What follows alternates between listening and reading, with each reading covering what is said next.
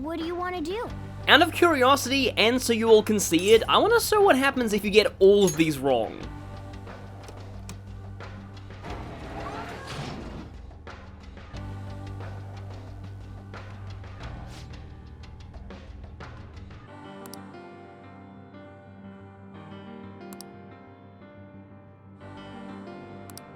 What?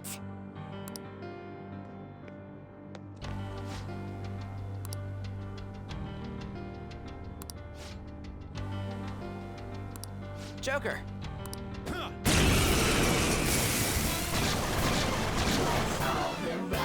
have a bad feeling about that one. Okay, I guess the therapist on duty has a penchant for exploding. That's not a good sign.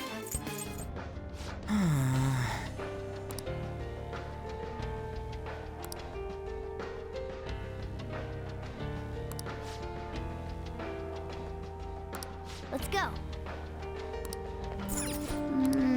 What do you want to do? Okay, so for everyone after the first, you are allowed to skip the information gathering process and just go straight to picking your answer. I realize if you pick A for everything, it's always wrong.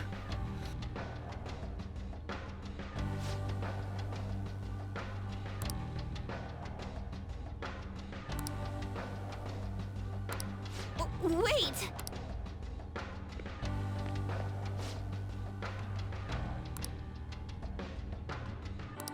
Let's crush him.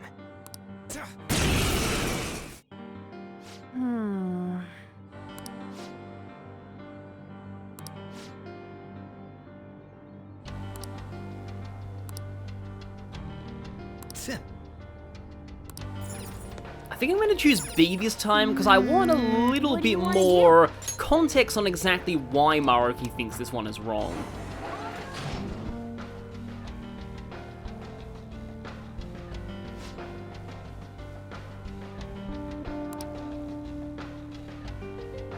Interesting.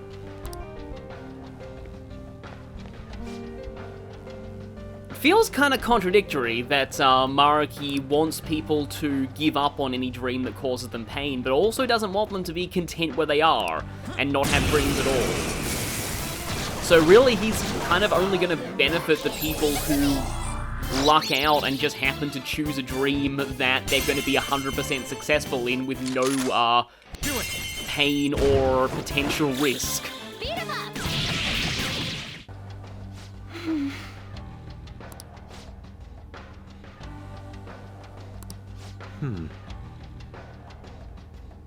Actually, yeah, that's kind of true. That person wasn't really wishing for happiness, they were just content where they were.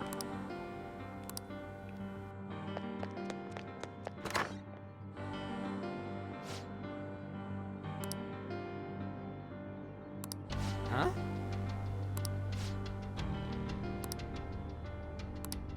Yeah, so things are different if you don't choose all of the right answers. They immediately lead you into the counseling room. Ah, and you go in through this entrance this time. Whoa! Well...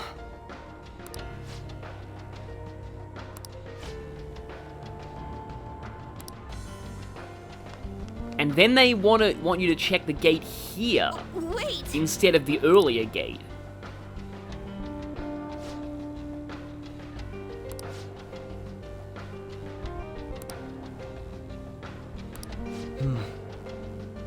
I'm not sure anyone mentioned anything about paradise awaiting you on the other side.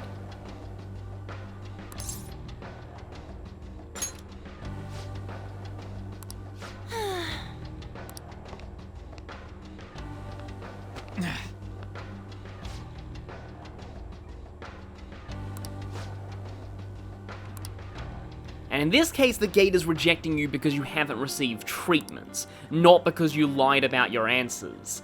So that's actually pretty interesting. Is there any different dialogue if you try and go, and look at the other gates? No, there isn't. Okay, back to the regular file.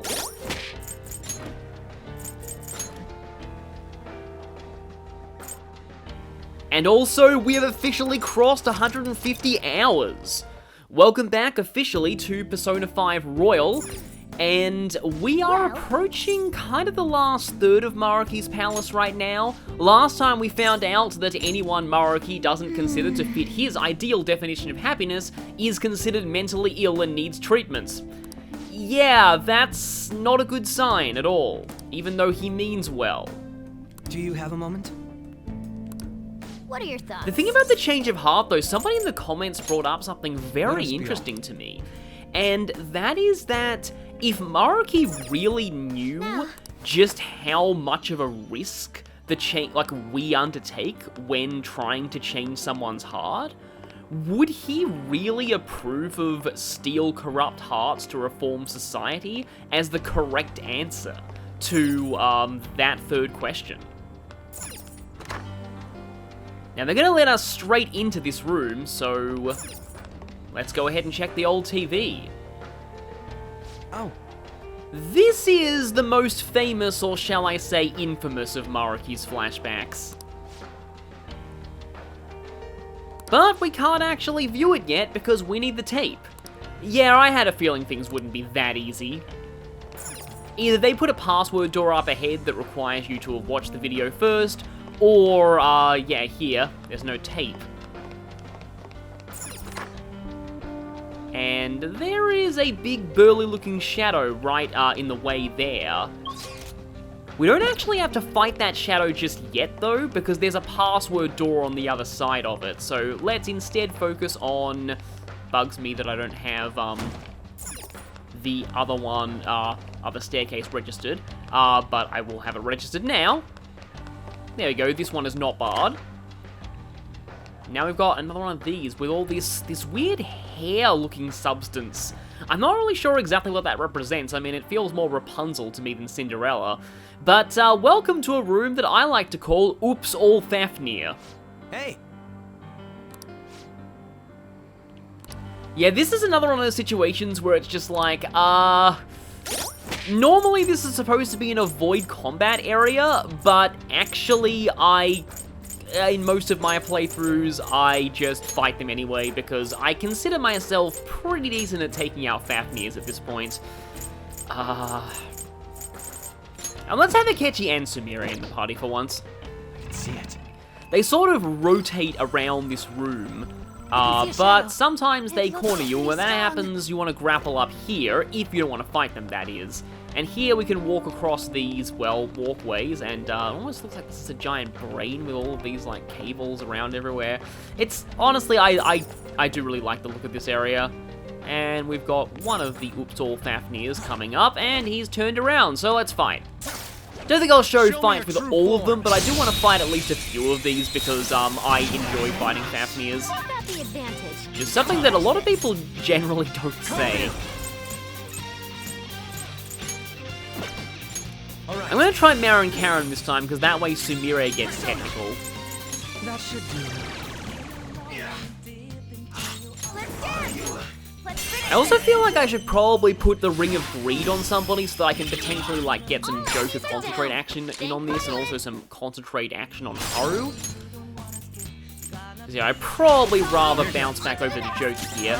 Lately, I've been considering fusing up this Koryu with Universal Law, and Psycho Force into something with better magic, but then I realized there may not be enough slots for me to pass down every skill that I need for this particular setup. I'm glad we're doing so well. But yeah, now we're back at the start of this area. There's a few places we can enter, and only one of them has the tape that we need. But there is another one of the Maruki logs in this area, and I want to make sure I don't miss that. I really still need to recruit lower, but they keep showing up in groups where they're exploding. I feel like I haven't actually used physical personas on Joker nearly as much as I should be. Then again, I haven't used Yoshitsune yet. I don't even really want to use Yoshitsune in the main story. I find that he's, well, basically OP, so...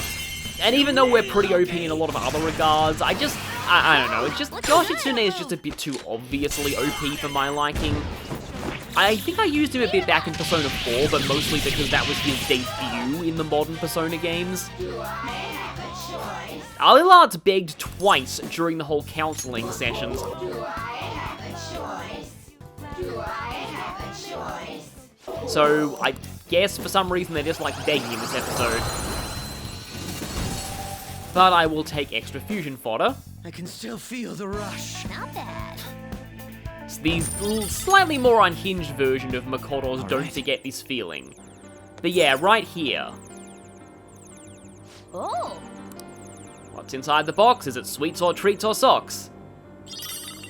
Cleaning spray. You want to investigate these areas even if they don't have the thing that you want. Like, even from an earlier playthrough, if you already know where the thing that you want is. Because there are some useful items to find. And yep, there is a crawl space in here, as is typical for areas that tend to be blocked off. There's also a Fafnir down there. However... Hey.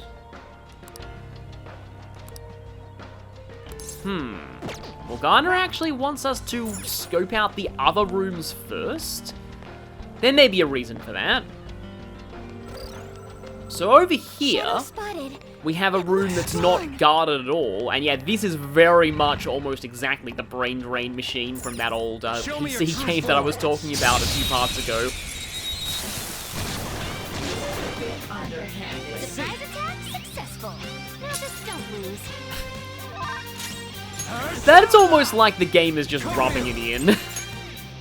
Alright. Oh hey, that thing repels wind! Look at how angry it is. Hit it with some Just so you know... Fix that. Whoop! That's all of them. You did great, Noir. I think at this point, hopefully you're seeing just why I decided to give Haru a Psy build in this run, just because in Royal it can be very, very powerful when combined with Shanae Hook, which will have an enemy start the battle always vulnerable to mental tell if I've ailments. Oh. Now is this going to make me so happy, just like that random line that popped up on the side of the screen? Relax Gel. Yeah, one of the weaker things you can get here. This is so fun. This is so fun, huh? Yeah, yeah, those are coming from these people who are attached to these machines that are broadcasting happy thoughts directly into their brains. Show me your true form. Everyone's counting on you. I doubt this will do as much damage, but I can see. I feel like we haven't actually seen this one very much. Also, something that I haven't mentioned, the movie references of Akechi and Sumire's showtimes. So, Akechi's is Bladed Runners in the English version, a reference to the movie Blade Runner, and Sumire's is Dances with Thieves, which is a reference to Dances with Wolves. In Japanese, that one is Dance with Phantom, which is apparently a reference to the same movie. As for Akechi's, I don't remember that off the top of my head, so I'm going to quickly look that one up. From Hell Till Dawn, which is a reference to From Dusk Till Dawn. I can see it. Hey, that's a treasure chest. Show me your true form.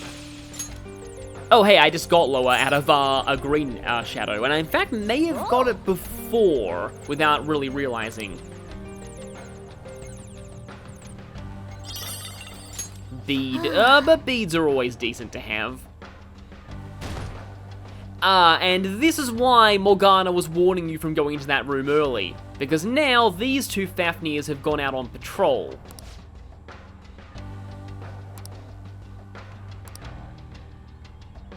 And once again, we've got Maruki's Messiah complex in action. So yeah, you can enter that room early and just fight the enemies, or you can wait for them to leave and come back when it's unguarded. Firstly, though, I want to check out this one room here. But speaking of Maruki and his Messiah complex, here's another thing about Maruki that I wanted to discuss, and that is, if you had Maruki's power, It's somewhere. who's to say you wouldn't be doing the exact same thing he is? I feel like Maruki is a bit of an interesting, like, deconstruction of, It reminds me a bit of, this is just a comment that I saw in one overly sarcastic productions video about, like, cursed artifacts, of people saying that Death Note is a bit of a deconstruction of people, quote-unquote, outsmarting the cursed artifact by going, oh, if I had the artifact, I wouldn't fall into the pitfalls because I would do this, this, and this. And it's like, well, okay, there's this magical notebook that kills anyone, but hey, if I only used it to kill bad people, then I'd be doing a help to society, right? And, of course, that's exactly the protagonist's logic, and it causes a massive downward spiral. Similarly, in this situation, it's like, you have the power to influence everybody in the world's cognition. And in this case, like, you'd be thinking, oh yeah, well, a villain like Shido would use that power to turn everyone into his brainwashed slaves, and just gain more power for himself.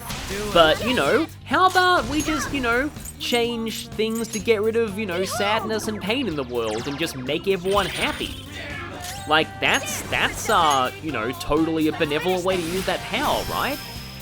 And I also feel like, in a sense, like, if I had that kind of power, I would probably be doing what Maruki's doing. It just does go to show just the sort of allure of this kind of power, and the fact that nobody is uncorruptible. No matter how good you think your intentions are, who's to say that you wouldn't be tempted to do something like this that, again, seems just it comes from a really good place, and, you know, from your perspective, like, it's not like you're killing anyone.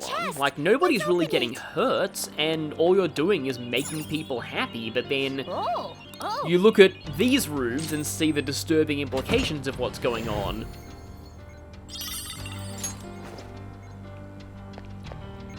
It's just, like, these people strapped down here, kind of evocative of some of the, like, older practices in, like, mental health asylums and institutions, and yeah. There's a reason that a lot of that is, used in horror movies quite often.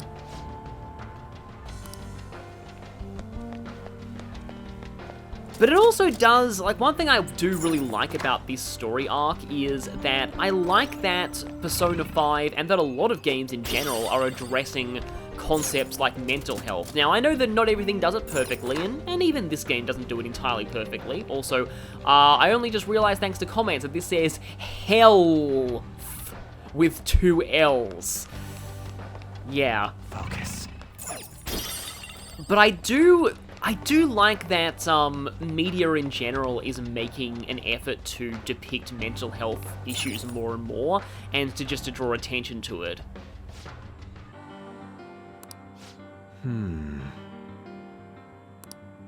Once again, this is the most infamous Maruki flashback. So, you're Sumire Yoshizawa, huh? I'm Dr. Maruki. I'll be your counselor. First of all, thank you for coming to see me. Yes. Thank you for seeing me. I'm sorry. I'm not sure what to discuss. I only came here today because my parents wanted me to. That's fine. So, do you want to just chat until our time's up then? Chat, huh? Of course. It's not really possible for us to talk about things you don't want to discuss anyway. I've also got some sweets and some salty snacks there. Feel free to have at them. Oh yes, thank you so much. So, let's start with, how about, what'd you eat for lunch yesterday? I'll go first. The other day, a friend of mine gave me a ton of apples. I've grown tired of just eating them by themselves. Yesterday, I thought, why not try using them as a meal ingredient? So, I tried making an apple dish for lunch, but that didn't turn out too hot. What do you think I ended up making? I have no clue. Shrimp and chili sauce with apples. You know how sweet and sour pork can have pineapple in it? I was going for that, but...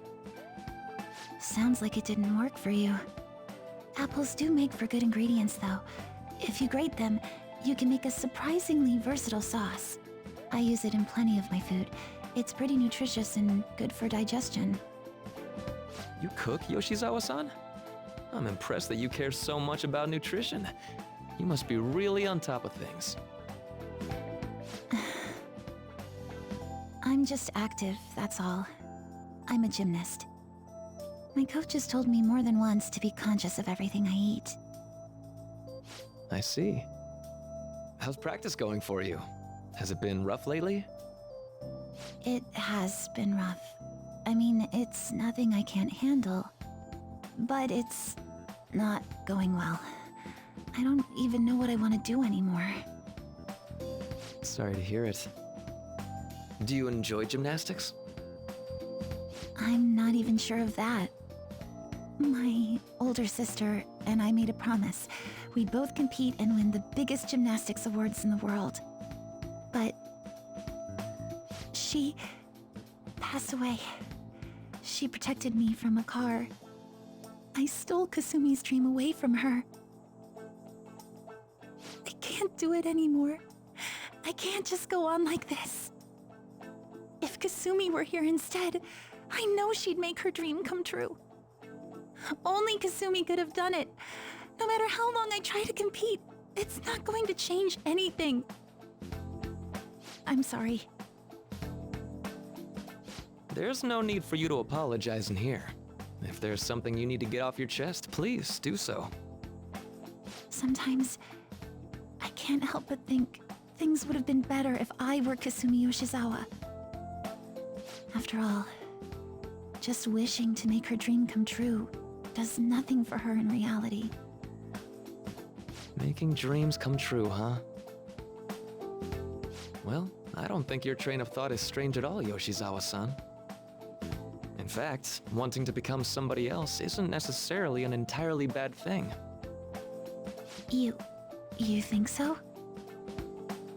Everyone is capable of changing themselves.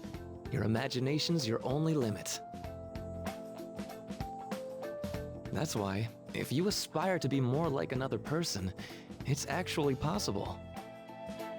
Thought exercises like, would that person do this? Or realizations like, that person wouldn't do that. These sorts of thoughts can lead people to change themselves in ways that more closely mirror the target person. Can you still imagine what your sister was like? Yes. If your sister were in your shoes, what do you think she'd do? Well, she wouldn't cry. If she had the time to do that, she'd just practice more instead. Dr. Maruki, I want to become Kasumi. I know. And I'm sure you can too. Just believe in yourself.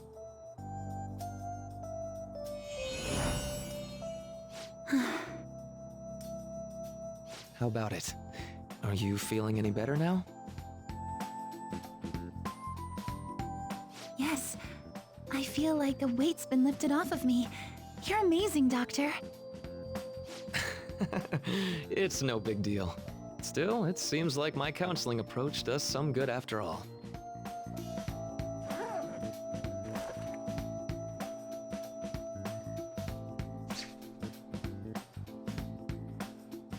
All right.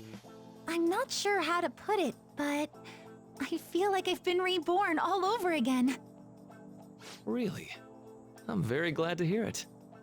Feel free to drop by again sometime, should anything come up. We can even just have a chat, like today.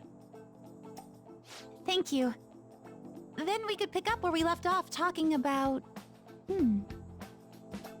Something the matter? Now that I think about it, I'm not any good at cooking. I don't know why I said those things earlier. My younger sister's the one who was really great at it. That's right. Kasumi Yoshizawa. Yes? What is it? Oh, nothing. I'm so glad I was able to help you. Good luck with your training. Right. I'll do my best. For Sumire's sake and mine.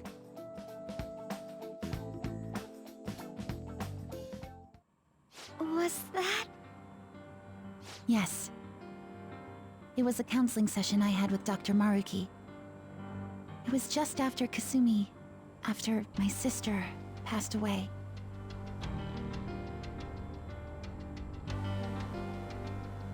From that moment on, I lived my life really believing I was Kasumi. It was all due to the rewriting of your cognition. His actualization, as we've started calling it. Okay, but I've been wondering something. So, it was only Sumire who believed that she was Kasumi, right? I assumed someone in your family or one of your friends would have noticed you going by the wrong name right away. I'm wondering just what Maruki had to do after that session. He probably had to very hastily call her parents and explain, okay, so that therapy session got a little weird. You need to start calling her by her dead sister's name now. Well, I can certainly remember being called Kasumi by everyone else, too. It might be more accurate to say you misheard or misunderstood the name you were being called. Like everyone kept calling you Sumire, but your cognition made you hear it as Kasumi. Or maybe that wasn't necessary because of this. So that's why nobody thought it was weird, including her folks and herself. Damn. This must be part of the whole salvation nonsense Maruki's trying to pull over on us. That memory may have been kept here in video form because he truly does wish for Violet to be happy with life. Or it's another one of his past regrets, like the Rumi video. I admit, I really did feel saved in that moment when I became Kasumi. Like, all of those other video memories have been bad memories for Maruki, so that's just something that I wonder. But also, this speech from Sumire is important. But at the same time, I ran from my life as Sumire. I'm genuinely grateful for what Dr. Maruki did for me, but I'm done running. Let's get going. So she's still grateful for what he did, even though she realizes that, in the grand scheme of things, it wasn't the healthiest option. I kind of liken it to a sort of band-aid solution. It kind of seemed like a good idea at the time, but she was incredibly depressed in that moment, and with how she sounded, like, oh, it's so painful hearing her just sounding just so completely, thoroughly depressed. It's entirely possible that what Maruki did, as, again, as much of an issue as it, was at the time, may have actually staved off self-harm. What? So, at the end of the day, while obviously it was wrong for Maruki to do that, Sumire herself doesn't resent him for it, and is, again, grateful for what happened, but now we've been able to tear off that band-aid and help, I guess, the wound actually heal. Joker. So there's a reason why I put an ice user and a fire immune user in the party now. If I'm getting this right, I'm pretty sure I have this right as to who this is.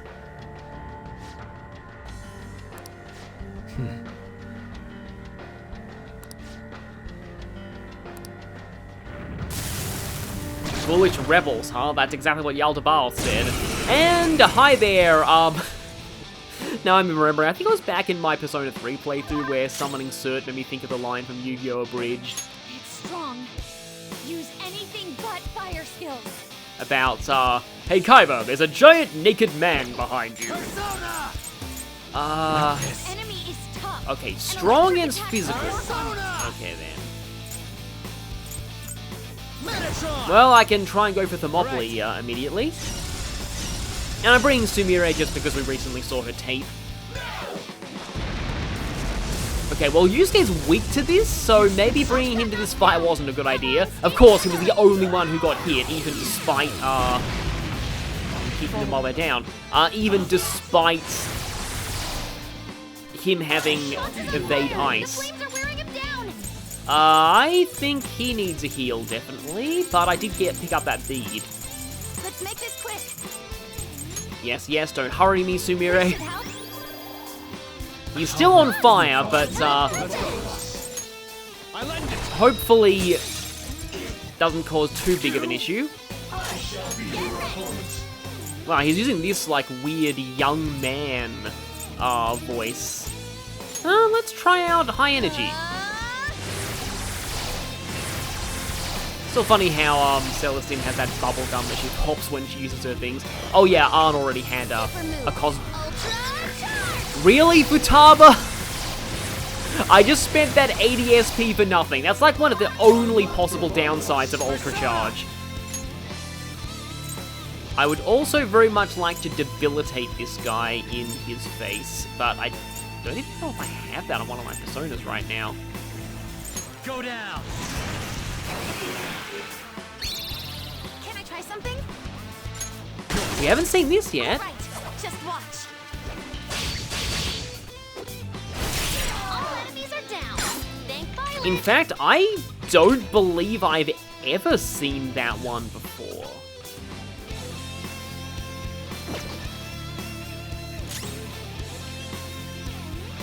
Oh yeah, and I keep forgetting that you can't baton pass out of those. Because it's still considered to be Joker's turn for that, and he didn't knock down the enemy. Nice technical there, but here's one downside of enemies that try to use technical combos on you, because they can't play billiards. Interesting. Because they can't play billiards, there's no increased chance of knockdown with their technicals. There's a small chance of knockdown, but not a huge one. I think you're probably immune to this, but I just want to try. Missed, okay. Let's go. You have to be careful. It is only resistant to physical and not immune. Oh, and I got a crit anyway, nice. I was kind of hoping that I'd get a freeze in that fight. In that case, I probably should have brought Makoto, but oh well. It's done anyway. All right, level up. And level 87, so even less things that I need to pay for special treatment on.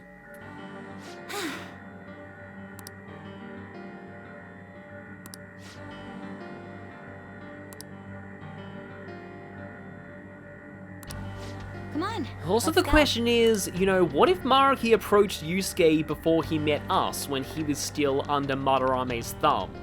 Would Yusuke really have said no to this form of treatment back then? That's another thing to think about. So now here's the authentication question. How do many adolescents react when they are close to another who is more talented than themselves?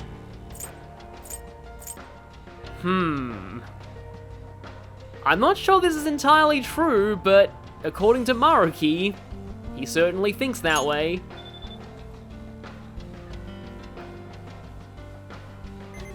Because that was the other thing, like, at first, like, without context, you would think that Sumire would just wish to, have Kasumi still alive, but it's more complicated than that. She actually did want to erase Sumire as a person entirely.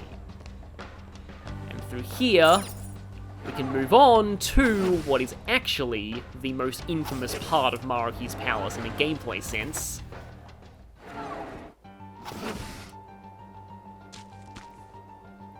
The Twilight Corridor. But before we enter here, this is infamously a very complicated puzzle. There's not a safe room yet, so I'm going to be going back and saving, and I'm going to leave this to its own part because I want to make sure that I do this puzzle right and it can act as a walkthrough to people because a lot of people really, really want one.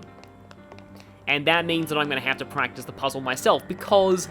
funny story, so I actually did have a full, like, set of notes on exactly what to do to solve this puzzle in the most efficient way from my test playthrough, but then my hard drive died and I lost all my notes. So I'm going to have to recreate those from scratch, so that's going to be interesting. But until then, I think I actually will be heading back and doing, like, maybe a fusion or two during the alarm. I should write. So if you grapple up here, then move across to this walkway, and you can see there's a grapple point over here. If we grapple onto this, there is a chest that I missed before. Chewing Soul's not great, but oh well. I can feel it. What I actually came here for was this thing I promised that I wouldn't miss. June 3rd. My thesis is progressing bit by bit. The more research I perform, the more I recognize the dangers of cognitive science. It's definitely contributed to my suspicions over my research being shut down. No matter what, I must complete my thesis as soon as possible. My biggest problem is my lack of research subjects. If only I could find some hint about the cognitive world, about this power I've received. I'm not giving up, funding or no funding. I will complete my thesis. I will save everyone. This is tying into something that some comments pointed out, that Maruki's a little hypocritical, as he's against other people continuing on with their dreams regardless of resistance, but he's done that himself for his own research. So, fusion time, and here I want to get Kukulin, who I've missed before. I'm going to need to buy back Maria and Siegfried after this, but this way I guess I can pass down the Wealth of Lotus combo on to... And yeah, the Demon's Bite trait is not actually that useful here because, as you can see there, Maria's regenerate passives are unique to her and can't be passed down. But I am passing down here Wealth of Lotus plus those auto mask skills and a couple of extras.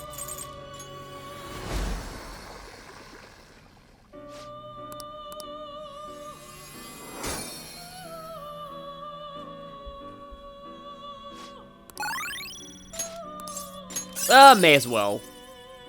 Last Stand isn't that great, especially since it doesn't work with Vitality of the Tree.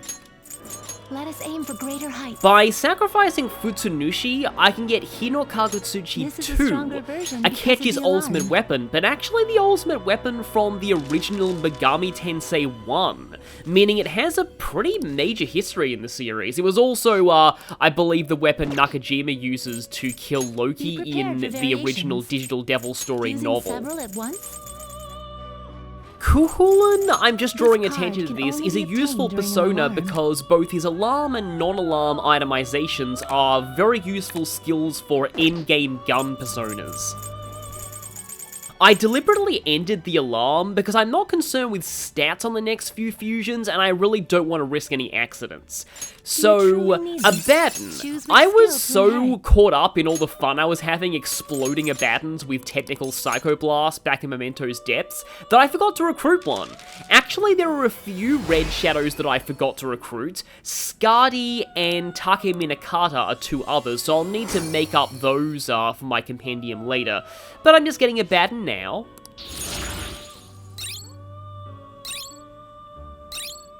Drain Fizz is a nice skill to have for fusion fodder.